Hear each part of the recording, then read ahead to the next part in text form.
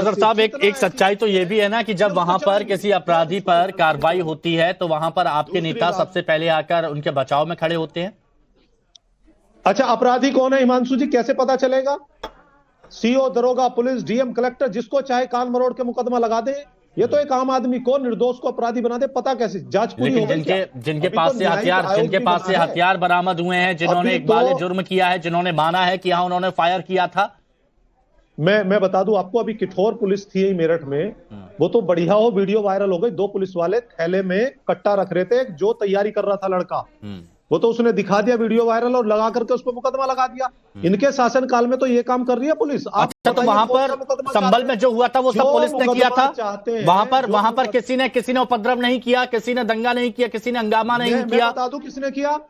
किसने किया? हमारे यहीं के रहने वाले सीओ अनुज, जिनका भाई ब्लॉक प्रमुख बीजेपी से, तो उन्होंने ही पुलिस वालों पर भी गोलियां चला दी थी। कराया उन्होंने ही पुलिस वालों पर भी गोलियां चला दी थी। उसकी मंशा वो पूरा भारतीय जनता पार्टी नहीं, राठी साहब, उन्होंने ही पुलिस वालों पर गोलियां चला दी थी क्या?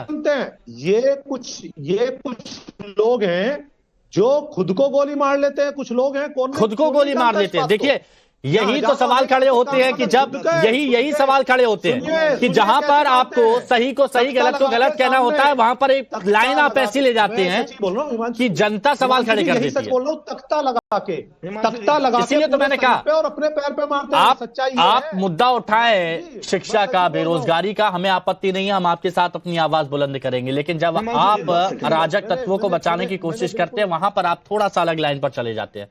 ठीक है, आपकी आवाज को थोड़ी सी दिक्कत आ रही है, तकनीकी खामी भी आ रही है, उसको भी दोबारा से दुरुस्त करवाते हैं और दोबारा से मैं आपके साथ जुड़ता हूं। अजहरी साहब, एक बार फिर से पुलिस एक्टिव हो गई है, सरकार एक्टिव हो गई है, और यह बताया जा रहा है कि कोई मौलाना है जो वहां पर भीड़ को बरगला रहे हैं, भीड़ को हिंसा करने के लिए उनको आगे बढ़ा रहे हैं, और इसीलिए उनकी तस्वीरें अब जारी की गई हैं। लेकिन वो वहां के हैं नहीं, ऐसा कहा जा रहा है। कहां से आए, कैसे आए, ये भी एक सवाल खड़े हो रहे हैं। भाई हिमांशु भाई, संभल की पुलिस जो है वो डीएक्टिव थी ही कब? वो तो शुरू से ही एक्टिव। ये अलग बात है कि बहुत सारे मसाले उनके आपने दिखाए नहीं, शुरू की हैं वहां पर। संभल के मैंने बहुत पहले भी कहा है, फिर कह रहा हूँ, संभल के एसपी साहब जब तक रहेंगे तब तक ऐसे ही मौलाना नजर आते रहेंगे आपको कि अपराधी हैं ये अपराधी। जब सरकार की मंशा, सरकार की सोच ही मुस्लिम विरोधी है, तो वो ऐसे लोग ढूंढ के लाएंगे। अभी भाई ने समाजवादी पार्टी के प्रवक्ता ने पुलवामा का जिक्र किया था। एहसन सिंह बगले झांक रहे थे, जवाब नहीं इनके पास। बिना जवाब दे नहीं पाएंगे, आप जवाब दे नहीं पाएंगे क्योंकि आप हिंदू मुस्लिम लेकर चले आए, आप जवाब दे नहीं पाएंगे। जवाब से पूछा जा रहा है, इतिहास माफ नहीं। आज पहली बात, मैं पुलवामा पर मैं डिस्कस नहीं कर रहा हूं, सुनिए ना, मैं पुलवामा पे चर्चा नहीं कर रहा हूं, मैं संभल पर चर्चा कर रहा हूं। और संभल पर बात करते हुए हाफिज साहब, सुनिए ना, संभल पर बात करते हुए अजहरी साहब, अगर आप ये बोलते हैं सरकार की सोच मुस्लिम विरोधी सोच है, सरकार की सोच मुस्लिम विरोधी सोच है, ऐसा आपको क्यों लगता है? क्या आपको लग नहीं रहा है सरकार? मतलब आप देख रहे हैं कि एक हाई कोर्ट के जज ने मुसलमान और मुसलमानों के खिलाफ जो आपत्तिजनक बातें कही, और माननीय मुख्यमंत्री जी उसके साथ में खड़े हो गए। ये क्या है? ये क्या है बताएं। जब ऐसी मानसिकता होगी तो हमारे साथ ऐसे ही होगा, और ऐसा हो रहा है। नहीं तो अगर उपद्रवी, संभल के उपद्रवियों में ज्यादातर मुसलमान हैं, तो आप ये कहेंगे कि मुसलमानों के प्रति ये मुस्लिम विरोधी हो गए? अरे अनुज को और एसपी को सस्पेंड करके तो देखें, जिम्मेदार ये लोग हैं। ये असल और ये जो 76 लोग जो गिरफ्तार किए इनको सबको छोड़ देना चाहिए, आपको लगता है बेकसूर है ये? पथरा हुआ है ये 76 जो गिरफ्तार किए गए हैं इनको छोड़ देना चाहिए, क्या ये बेकसूर है? नहीं, तब तक इंसाफ नहीं मिलने वाला है। ये 76 जो गिरफ्तार किए गए हैं आपकी नजर में ये सभी लोग बेकसूर हैं? देखिए सभी लोग बेकसूर कभी नहीं हो सकते। कहीं ना कहीं गलतियां तो दोनों तरफ से होती है, लेकिन सबसे बड़े जो इसमें मुजरिम है वो अगर इनको गिरफ्तार किया जाता है तो आप सरकार को मुस्लिम विरोधी कह देते हैं। ये लॉजिक कहां से आता है? क्या बात कर रहे हो? मुसलमानों के चेहरे रोज आप लेकर के आ रहे हो। तो वहां पर कौन था जो हंगामा कर रहा था? हमारे कत्ल का इल्जाम हम ही पे। वहां कौन था जो हंगामा कर रहा था? कौन था जो हंगामा कर रहा था? किसी और की तस्वीरें लेकर आ जाएं क्या? किसी और की तस्वीरें लेकर आ जाएं? देखिए, जो हंगामा करेगा, जो कैमरे में कैद हुआ है, जिनके हाथों में पत्थर दिख रहे हैं, उन्हीं की तस्वीरें तो निकाली जा रही हैं। नहीं, मुझे ये बताइए बस एक मिनट, बहुत क्लियर। अजहरी साहब ईमानदारी से बोलते हैं आप। अजहरी साहब आप ईमानदारी से बोलते हैं, बात तो सुनिए। वहां जो ड्रोन था, नहीं मेरी बात सुन लीजिए। वहां जो ड्रोन था, वहां जो कैमरे चल रहे हैं, उन कैमरे में जो कैद हुए हैं उन्हीं की तस्वीरें तो छापी जाएंगी। क्यों हिंदुओं को? अरे भाई ड्रोन कैमरे उस वक्त जो वहां पर घूम रहे थे, उनकी तस्वीरें जो पुलिस जो गोलियां चला रही थी, कहाँ है?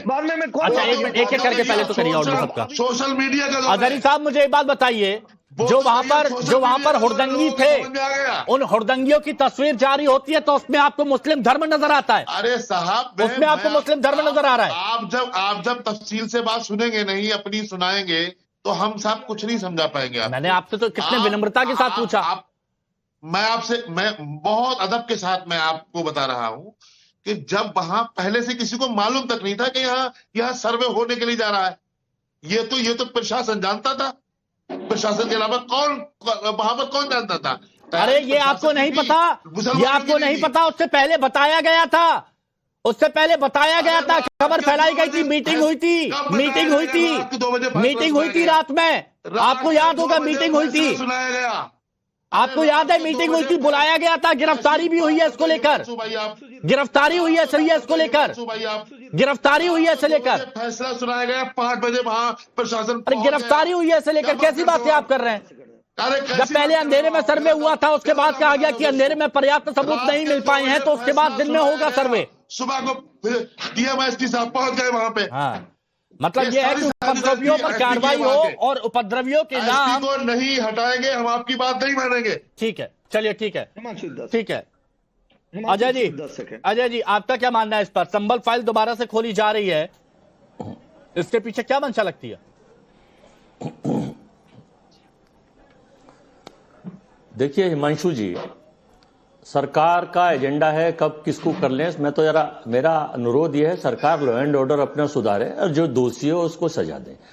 और मैं जो अभी एक तस्वीर आप किसी मौलाना की दिखा रहे थे कि ये भड़का रहा है, मेरा एक अनुरोध यह है इसमें कि इसमें जांच हो। इसमें बीजेपी की आईटी सेल और बीजेपी के लोगों की संलिप्तता मुझे बताई गई है। कहीं हो सकता है वो भाजपा का कोई कार्यकर्ता या कोई उनका प्रायोजित कार्यक्रम हो जिसकी वजह से वो इसको दोबारा से करना चाहते हैं, तो ईमानदारी से उसकी भी जांच हो, दूध का दूध पानी का पानी हो।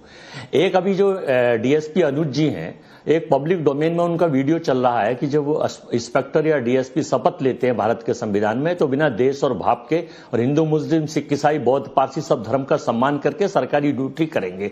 लेकिन उनके एक डोमेन में चल रहा है, उनको सस्पेंड करने की मांग की गई है कि कुछ धार्मिक उसके साथ वो जुलूस में अपने सम्मिलित हो रहे थे और कुछ चीजों को वो सपोर्ट करते दिख रहे थे। तो उसकी भी जांच होनी चाहिए, उन्हें ढकनी नहीं चाहिए। जांच तो जांच है, जांच का रिजल्ट जो है वो सरकार के ऊपर डिपेंड करता है। जब कर ना डर, बीजेपी की सरकार है, ये अपने सारे लगे आरोपों को मुख्यमंत्री माफ कर देते हैं, इनके डिप्टी सीएम माफ कर देते हैं, तो ये तो उन्हें भी खत्म कर देंगे।